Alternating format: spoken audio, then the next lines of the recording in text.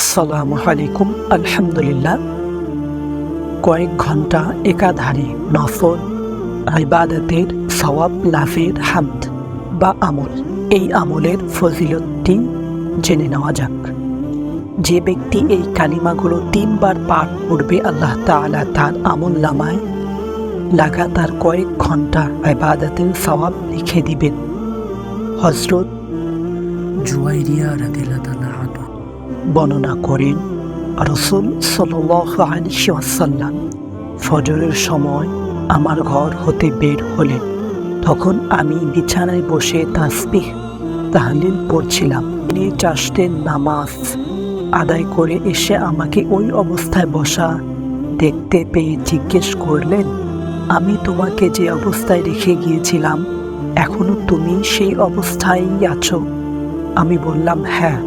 রাসূল সাল্লাল্লাহু আলাইহি ওয়াসাল্লাম বললেন, আমি তোমার নিকট হতে যাওয়ার পর 4টি কালিমা 3 বার বলেছি। তুমি ভোর হতে এ পর্যন্ত যা কিছু পড়েছ তার সাথে যদি এই 4টি কালিমাকে এক ওজন করা হয় তাহলে এই 4টি কালিমার ওজন বেশি হবে।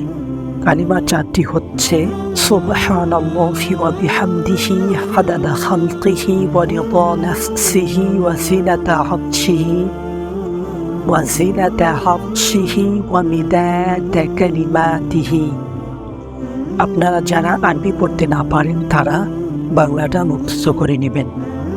এই দোয়ার অর্থটা হলো, আল্লাহর প্রশংসা সহ তার পবিত্রতা বর্ণনা করছি, তার সৃষ্টির সংখ্যা পরিমাণ, তার সন্তোষ পরিমাণ, তার আরশের ওজন পরিমাণ ও তার গুণাবলীর কথা লেখার কালি পরিমাণ।